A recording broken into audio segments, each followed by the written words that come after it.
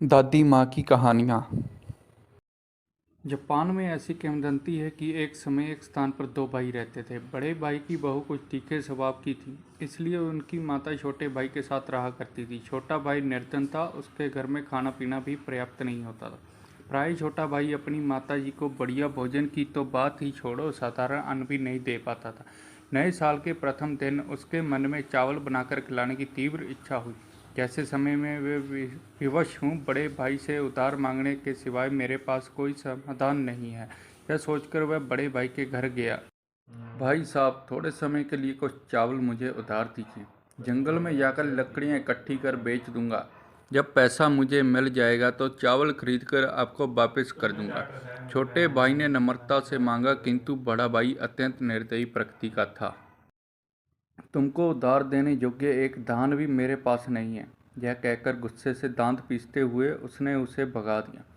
छोटा भाई निराश अवश्य हुआ, पर उसकी मातृ भक्ति में कोई अंतर नहीं आया।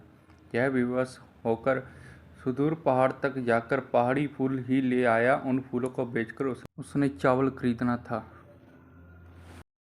पुष्प वाला फूल फूल, नए वर्ष के फूल, सुंदर फूल जो चाहो खरीदो। आवाज़ लगाकर उसने इधर उधर घूम घूम कर देखा, किंतु असफल रहा। पहले से ही लोगों ने नए साल के लिए फूलों की व्यवस्था कर रखी थी।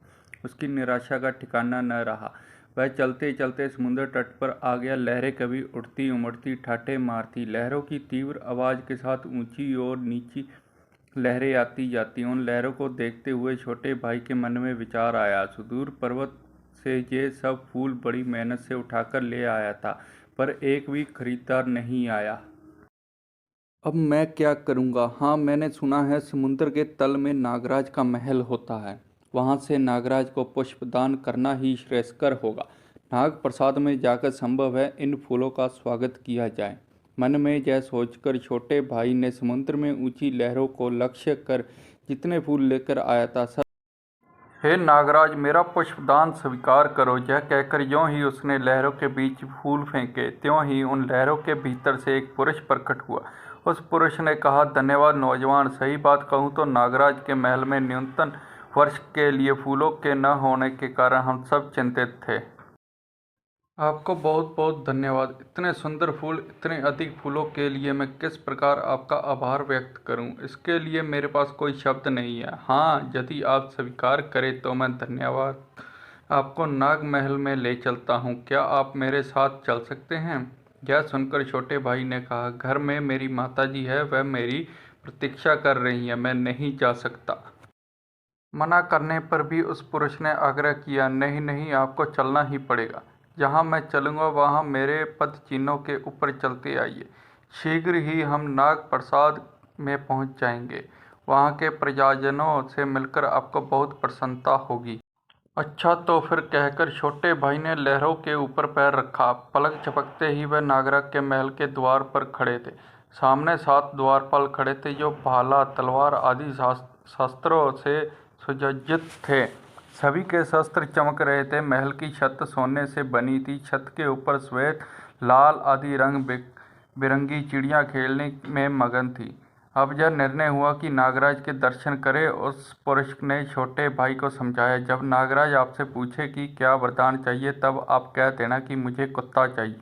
इस नाग महल में एक अमूल्य कुत्ता रहता है। नागराज ने महल में विशेष मछलियों का भोजन तैयार करके छोटे भाई का सत्कार किया। 3 दिन के आतिथ्य में समुद्र में उपलब्ध सर्वश्रेष्ठ नाना प्रकार के भव्य भोजन तैयार किए गए।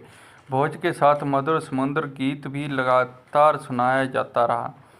तत्वाद जब स्वदेश जाने का समय आया, नागराज ने पूछा, उपहार में क्या चाहिए? छोटे भाई ने कहा, आपने मुझे बहुत कुछ दे दिया, फिर भी यदि आप चाहते हैं तो मुझे एक कुत्ता दे दीजिए। राजा के अनुसार तुरंत राजा के सामने एक कुत्ता ले आया गया। नागराज ने कहा, यह कुत्ता महल में सर्वाधिक मूल्यवान है, कृपया इसे संभाल कर रखें। ध्यान रखिएगा कि प्रतिदिन 4 मेजों पर भरपूर भोजन तैयार कर इसे खिलाना जरूरी है। यदि यह आप कर सके तो अवश्य ही अपने लिए यह बहुत भाग्यशाली सिद्ध होगा। छोटे भाई ने वचन दिया, स्वीकार है, ऐसा ही करूँगा। आपकी आज्ञा अनुसार मैं इसे प्रेम से संभाल कर रखूँगा। उसने नागराज से विदाई ली और अपने देश की ओर लक्ष्य कर वापस चल पड़ा। मालूम हुआ कि नागराज ने महल में तो यह सिर्फ 3 दिन रहा था, किंतु वास्तव में 3 वर्ष का समय व्यतीत हो चुका था। माताजी के पास खाना तो नहीं था, पड़ोसी लोगों को उनकी देखभाल करनी पड़ी थी। जब नागराज से छोटा भाई कुत्ता लेकर आया तो पड़ोसियों ने पूछा, जब अपने लिए भी खाना पूरा नहीं होता तो ऐसी स्थिति में कुत्ता लाकर क्या करोगे? छोटे भाई ने कहा, आप संयम में से कुछ समय देखते रहिएगा। वह प्रतिदिन 4 मेजों पर यथासंभव भव्य भोज बनाकर कुत्ते को उसी तरह खिलाता था जिस प्रकार किसी मालिक को खिलाया जाता है। कुत्ते ने खाना खा लिया। खाने के बाद वह पहाड़ पर चला गया। वापस लौटा तो उसके मुख में एक बड़ा सा रिछ पकड़ लाया, जिसे देखकर छोटा भाई और माँ हैरानीचकित हो गए। उसका मांस, चमड़ा, दांत सब कीमती थे। अब उन्हें रोज एक रिछ मिल जाता था। देखते देखते वे धनी बन गए। एक दिन बड़े भाई को मालूम हो गया। वह दौड़ता दौड़ता छोटे भाई के पास आया। क्या तुम्हारे पास एक ऐसा कुत्ता है जो रोज एक रिछ लेकर आता है? आते ही बड़े भाई ने छोटे भाई से पूछा। जी भाई, उत्तर मिला। यदि ऐसा है तो मैं उस कुत्ते को एक बार ले जाता हूँ। बड़े भाई ने रौब से कहा। नहीं भाई जी, ऐसा नहीं हो सकता। आप मेरे बड़े भाई जरूर है, परंतु यह कुत्ता मेरे लिए खजाना है। मेरा कुत्ता सुवर्ण तुल्य है। बड़े भाई ने उसकी बात न मानी और बलपूर्वक कुत्ता ले गया। घर जाकर उसने 5-6 मेजों पर विभिन्न प्रकार का खाना बनवाया और उस कुत्ते को खिलाया। उनकी मनोकामना थी कि कुत्ता उनके लिए भी अधिक से अधिक रिछ पकड़ कर लाए। कुत्ते ने सब खाना खत्म कर दिया। वह अपूर्व बलवान बन गया और दूसरे क्षण जैसे ही खाना खत्म हो गया, बड़े भाई के सामने कूद पड़ा। उसने बड़े भाई के माथे पर प्रहार किया और उसका माथा काट। भोजन में ही कोई कमी रह गई होगी, उसे शायद पसंद नहीं आया होगा। यह सोचकर वह छोटे भाई के पास पूछने गया। 4 मेज पर भोजन तैयार होना चाहिए था, यह जानकारी लेकर लौटा और कथानुसार 4 मेजों पर भरपूर खाना रख दिया। इस बार नागराज का कुत्ता अवश्य ही रिछ लेकर आएगा, मन में यह सोचकर कहा। छोटे भाई ने जैसा बताया वैसा ही बनाकर खाना रख दिया है। तू जल्दी खा और सीधा पहाड़ पर जा। मैं बड़े रिछ की आशा करता हूँ यहाँ बैठकर। कुत्ते ने यूं सिर हिलाया जैसे उसकी बातें समझ गया हो। उसने तुरंत ही खाना खाया। बड़ा भाई कुत्ते की सारी गतिविधियां देख रहा था। अब रिछ पकड़ने जाएगा, मन में सोच रहा था। पर आशा के विपरीत पहाड़ की ओर न जाकर वह जोर से भौंका और बड़े भाई की ओर लपका। उसने बुरी तरह बड़े भाई का घुटना काट डाला। बड़ा भाई दंग रह गया। उसके गुस्से का ठिकाना न रहा। बदतमीज कहीं का, वह उत्तेजित स्वर में चीखा। अरे उपद्रवी, मैंने तुझे इतना प्यार किया और तूने ही मुझे काट खाया। ठहर तो, अब मैं तुझे मौत के घाट उतारता हूँ। उसने हाथ में डंडा उठाया और कुत्ते के सिर पर जोरों से प्रहार कर दिया।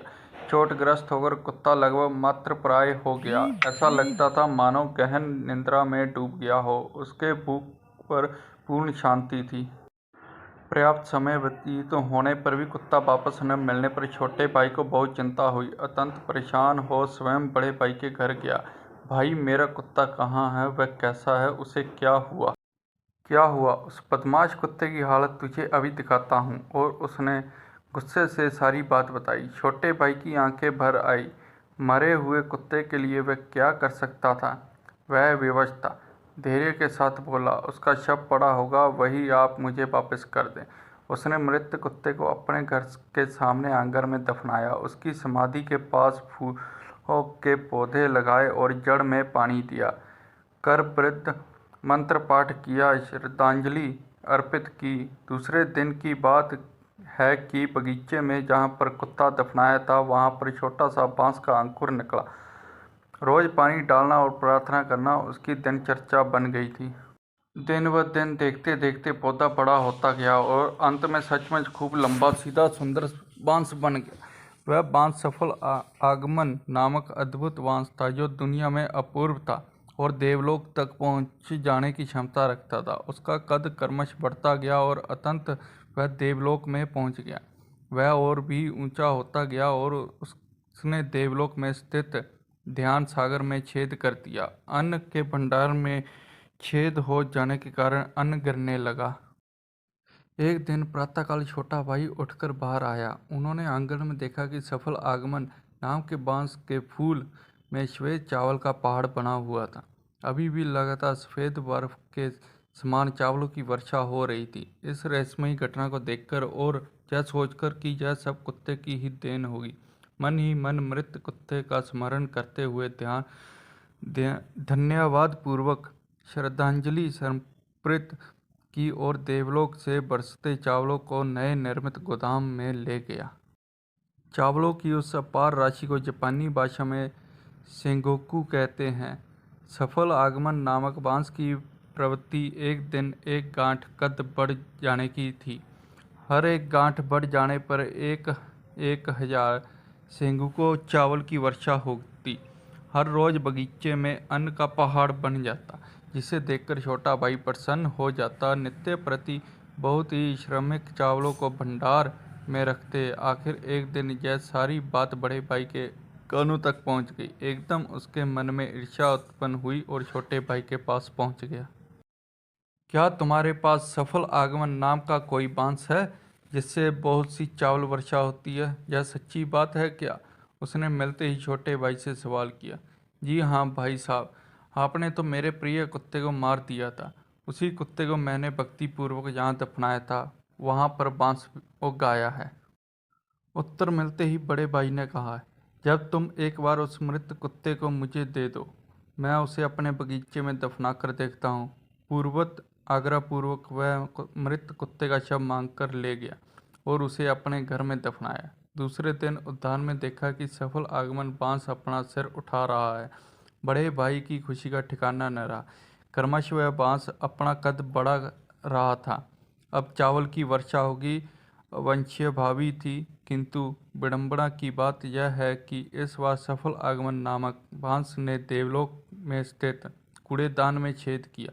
देवलोक का सारा सारा कूड़ा कचरा गिरा और कूड़े के ढेर में बड़े भाई का घर दब गया। इसी को कहते हैं जैसी करनी वैसी भरनी।